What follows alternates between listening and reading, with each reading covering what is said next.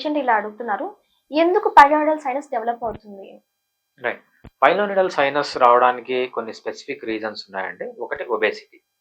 ఎక్కువగా ఒబేస్‌గా ఉంటే బటక్స్ అనేవి లావుగా ఉండడం వల్ల ఆ బటక్స్ పైన ఉన్న స్కిన్ ఏమవుతుందంటే స్ట్రెచ్ అవుతుంది. ఎప్పుడైతే స్ట్రెచ్ అవుతుందో స్వెట్ పోర్స్ ఓపెన్ అవుతాయి. ఎప్పుడైతే స్వెట్ పోర్స్ ఓపెన్ అవుతాయో ఈజీగా దాంట్లో డస్ట్, హెయిర్, ఇన్ఫెక్షన్ అన్నీ పోయి అక్కడ పస్ ఫార్మ్ కావడం, బ్లడ్ ఫార్మ్ కావడం జరుగుతుందనమాట. నంబర్ 1 రీజన్ వచ్చి ఒబేసిటీ.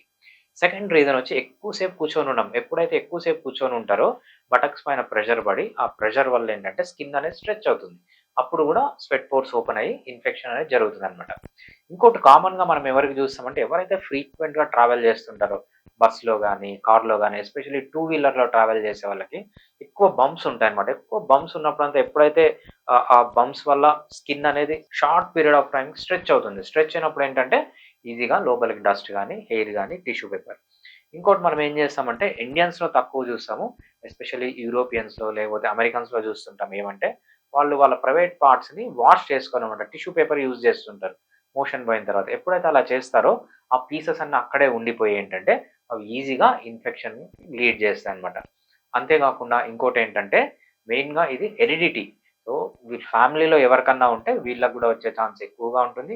ఇంకో ఇంపార్టెంట్ రీజన్ మనం చూసేదేంటంటే హాట్ అండ్ వెట్ క్లైమేట్. ఏదైతే క్లైమేట్ చాలా తడిగా ఉంటుందో, లేకపోతే వెట్‌గా ఉంటుందో, హాట్‌గా ఉంటుందో ఫర్ ఎగ్జాంపుల్ ఎస్పెషల్లీ ఎవరైతే కోస్టల్ రీజన్‌కి దగ్గరగా ఉంటారో అక్కడ హ్యూమిడిటీ ఎక్కువుంటుంది. వేడి గూడా ఎక్కువుంటుందనమాట. ఎప్పుడైతే హ్యూమిడిటీ, వేడి ఎక్కువుంటుందో అక్కడ బాగా స్వెట్ ఫార్మ్ అయ్యి, స్వెట్ పోర్స్ అన్నీ ఓపెన్ అయ్యి ఈజీగా ఇన్ఫెక్షన్ జరుగుతుందనమాట. ఇవి కామన్ రీజన్స్ మనకు ఈ పైలోనిడల్ సైనస్ రావడానికి. సో, దీన్ని గాని అవాయిడ్ చేయగలిగితే పైలోనిడల్ సైనస్‌ని మనము తగ్గించొచ్చు. Okay sir. Thank you so much. మీరు కానీ, మీకు తెలిసిన వాళ్ళు ఎవరైనా కానీ ఇలాంటి సమస్యతో బాధపడుతున్నట్టయితే వెంటనే ఫిడికా సింబల్‌ని సంప్రదించండి.